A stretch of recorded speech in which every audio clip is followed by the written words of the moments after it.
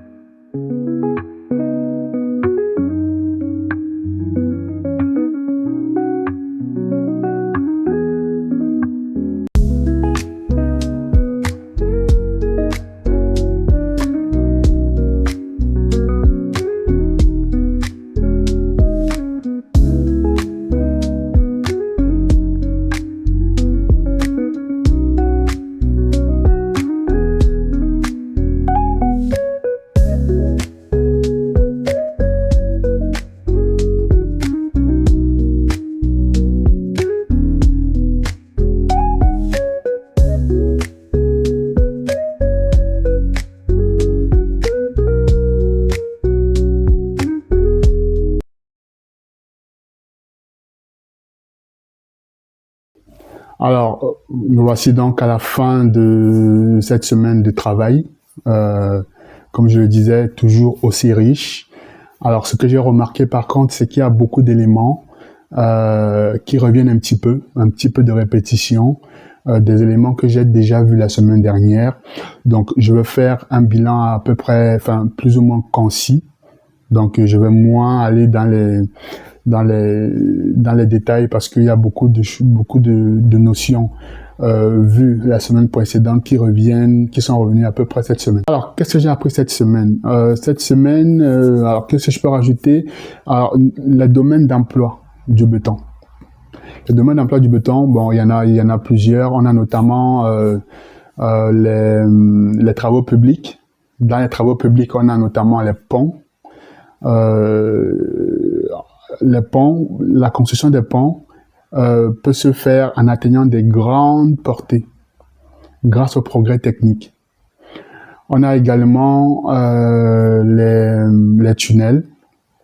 Alors les tunnels peuvent se construire soit avec du béton coulé sur place, soit par des éléments préfabriqués qu'on va assembler au fur et à mesure du creusement. On a également les routes, notamment les routes. Là aussi, le béton est un matériau très recherché grâce à son faible entretien. Puis, on a les barrages.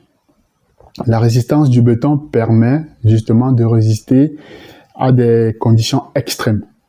Là aussi, on a également les ouvrages, les structures offshore ou alors les centrales nucléaires.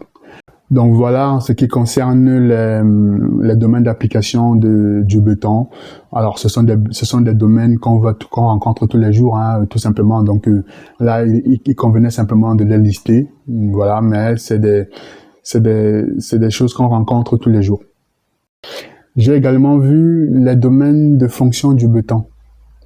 Alors, on peut regrouper le béton autour de 4 grandes fonctions. La première, c'est la fonction structure. Le béton sert, on le sait, à reprendre et à transmettre des charges. Et grâce à sa résistance et sa capacité à être façonné, il permet une bonne continuité entre les poteaux, les poutres, les voiles et les planchers, tout en garantissant les exigences mécaniques et structurelles. Ensuite, on a la fonction plancher. Alors, dans la fonction plancher, le béton assure la portance, améliore le confort acoustique entre les niveaux et contribue également au confort thermique grâce à son inertie. Et donc, pour le plancher, on peut utiliser les dalles pleines, les systèmes à poutrelles ou les éléments préfabriqués. Alors, contrairement par exemple, au bois ou à l'acier, le confort acoustique est quand même meilleur ici. Donc, c'est un peu ça la différence entre voilà, les différents matériaux. C'est que le béton, lui, quand même, il a un meilleur apport côté acoustique. Là où le bois, c'est un petit peu moins, l'acier également. Voilà, donc ça c'est pour la partie plancher. Ensuite, on a la fonction enveloppe. Alors là, ça concerne les murs extérieurs. Alors là aussi, le béton permet de répondre à des exigences telles que la solidité, l'étanchéité, la résistance au feu et aussi l'aspect visuel. Donc ça, c'est pour la partie enveloppe. Enfin, on a la fonction couverture. Là encore, le béton est utilisé notamment pour les toitures terrasses ou alors pour certains éléments de couverture. Et une fois de plus, il assure la stabilité, la durabilité. Voilà, tout simplement. Donc, voilà à peu près les quelques fonctions du béton. On voit qu'il est vraiment utile de part et d'autre du bâtiment, que ce soit pour les murs extérieurs, que ce soit pour la toiture, que ce soit pour le plancher. En fait, il est vraiment utile grâce à ses qualités de résistance et autres. On voit que le béton est vraiment, une fois de plus, indispensable. En résumé, qu'est-ce qu'on peut dire du béton à ce niveau? On peut dire qu'il structure, il sépare, il protège et couvre le bâtiment, tout en s'adaptant aux exigences architecturales, tout simplement. Voilà. Donc voilà ce qu'il y avait à dire au niveau des fonctions. Là encore, on voit que voilà, le béton remplit vraiment les fonctions pour lesquelles il est utilisé. Alors maintenant, on va parler des 2 grandes filières de réalisation des ouvrages en béton. La première, c'est le béton coulé sur place. La deuxième, c'est les éléments préfabriqués. Je vais détailler un petit peu. Qu'est-ce qu'on appelle béton coulé sur place? Alors, le béton coulé sur place est une technique de construction dans laquelle on retrouve deux techniques de mise en œuvre, à ne pas confondre. Donc, les deux techniques de mise en œuvre sont le béton prêt à l'emploi. Le béton prêt à l'emploi est fabriqué dans les centrales, dans les usines. Parce qu'à ce stade, on maîtrise le dosage, la durabilité et la résistance. Donc, une fois qu'il est fabriqué dans la centrale, il est transporté sur le chantier grâce au camion toupie. Et une fois sur le chantier, on va donc, puisqu'il est frais, on parle ici du béton frais, puisqu'il est frais, il sera donc inséré dans un coffrage et épousera donc la forme du type de coffrage dans lequel il sera inséré. Donc ça, c'est pour le béton prêt à l'emploi. La deuxième technique de mise en œuvre, c'est le béton fabriqué sur place. Là encore, grâce à une bétonnière, on fabrique le béton, toujours à l'état frais, et ensuite on l'insère dans le coffrage et il épouse ensuite, là aussi, la forme du type de coffrage dans lequel il est inséré. Voilà. Donc voilà les deux types de techniques de mise en œuvre qu'on retrouve dans la technique de construction qu'on appelle béton coulé sur place. Donc à ne pas confondre. Alors la technique de construction qu'on appelle le béton coulé sur place doit son développement à plusieurs évolutions majeures. Notamment, on l'a vu tout à l'heure, le béton prêt à l'emploi, le béton pompé.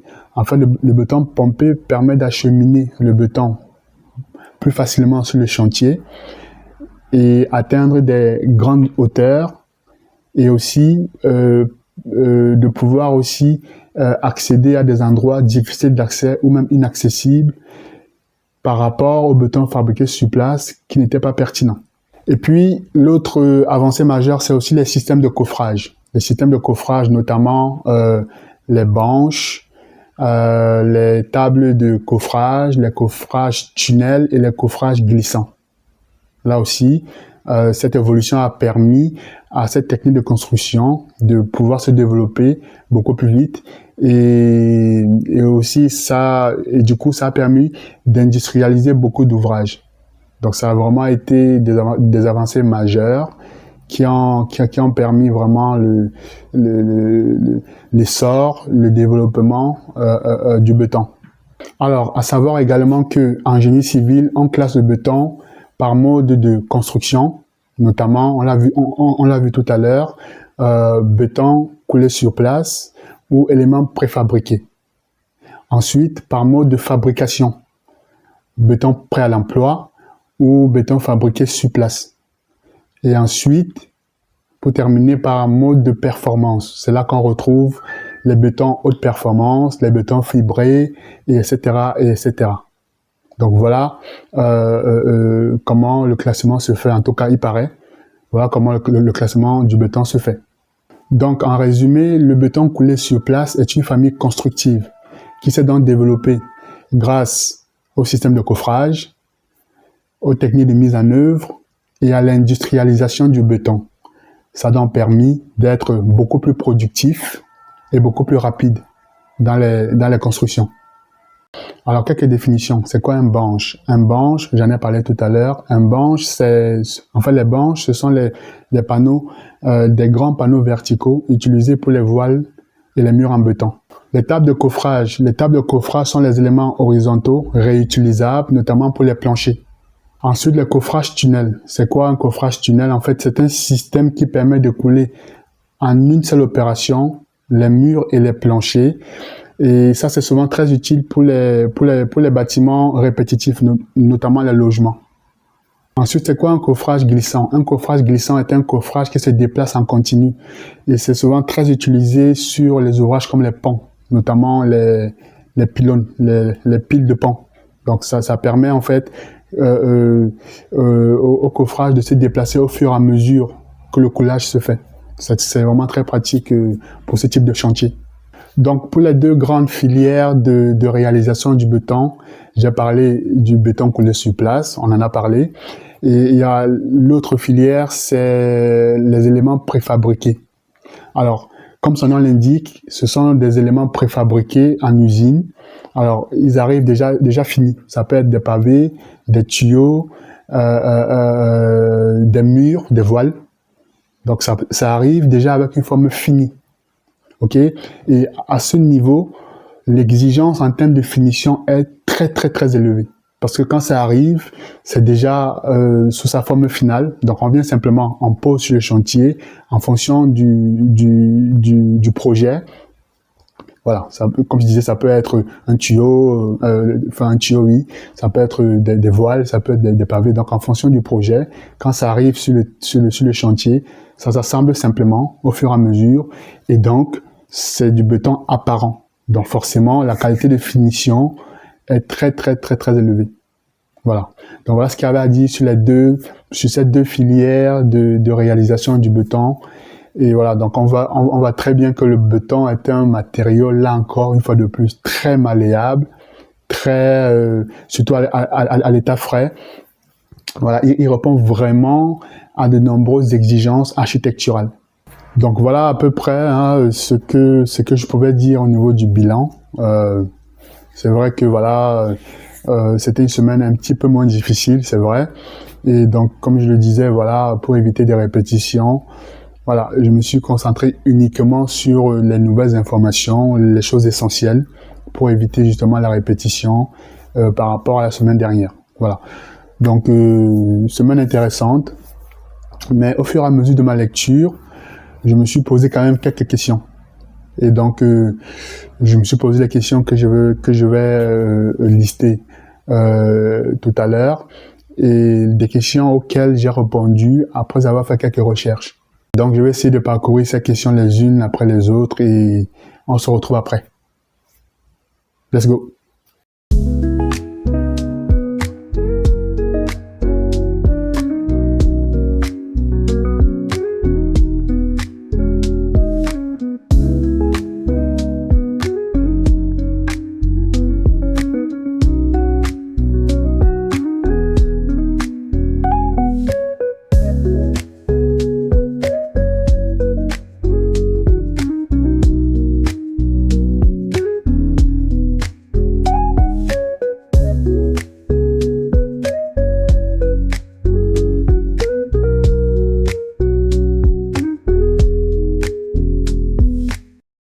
Voilà à peu près les questions que je me suis posées, mais il y en a une d'entre elles au début que je n'arrivais pas à bien saisir. C'est-à-dire que quand on disait que, parce qu'il paraît que le béton fabriqué sur place était très utilisé auparavant. C'était vraiment une technique très utilisée auparavant, mais qui montrait ses limites en termes de dosage, de résistance, de durabilité. Et donc, c'était une technique qui n'était pas fiable. Et donc, par la suite, le béton prêt à l'emploi est arrivé. Et donc, ce que je comprenais pas, je me disais, mais si le béton fabriqué sur place n'était pas performant, pourquoi ne parle-t-on pas directement du béton prêt à l'emploi plutôt que de parler du béton coulé sur place? En fait, je comprenais pas la nuance entre les deux. Et donc, c'est en faisant la recherche, comme je l'ai déjà cité plus haut, c'est en faisant mes recherches que j'ai compris qu'il y a bien une différence entre la technique de construction et la technique de mise en œuvre. C'est deux choses bien différentes. Donc c'est là que j'ai compris. Donc c'est vraiment une question, c'est cette question-là qui a un peu retenu mon attention au début. C'était au début. Et donc je voulais partager ça avec vous tout simplement. Donc voilà, donc je pense que c'est aussi bien. C'est une bonne chose de se poser des questions, c'est une bonne chose de s'interroger et de faire un travail de recherche afin de répondre à ces interrogations. Je pense que c'est une bonne pratique là aussi que je vais utiliser pour les prochaines fois. Marquer un temps d'arrêt sur les questions que je me pose et pouvoir y répondre grâce aux recherches que j'aurai effectuées. Voilà, donc si mes réponses ne sont pas tout à fait exactes, si vous êtes un professionnel du domaine, n'hésitez pas à apporter votre contribution. Voilà. Nous voici donc rendus à la fin de la semaine, fin du travail. Voilà, c'était vraiment très agréable et très instructif. Là encore, je m'enrichis intellectuellement comme d'habitude. Et voilà, donc Je pense que voilà, c'est comme je le disais, c'est bien de marquer un petit temps d'arrêt pour les questions que je me pose et d'aller faire des recherches à ce sujet et pouvoir y répondre, tout simplement. Donc voilà, je pense que j'ai fait le tour. Il me reste pas grand-chose à rajouter. Il me reste simplement à vous dire merci de m'avoir écouté. Voilà, je pense que le travail il est de plus en plus intéressant. Je dois garder la discipline, je dois rester concentré, c'est super important. Et voilà, donc je vais toujours procéder de la même façon. Lecture des documents, synthèse. Donc je refais la synthèse, ma synthèse à moi propre. Et je la fais défiler bloc par bloc. Et puis après, je fais une face caméra comme là, où je fais le bilan de tout ce que j'ai appris. Et puis, la nouvelle donnée, c'est de marquer un petit temps d'arrêt pour la partie interrogation, les questions que je me pose. Et voilà, et les réponses que je vais pouvoir y apporter. Voilà. Donc, merci de m'avoir écouté une fois de plus et je vous dis bon week-end et à la semaine prochaine. Ciao, ciao.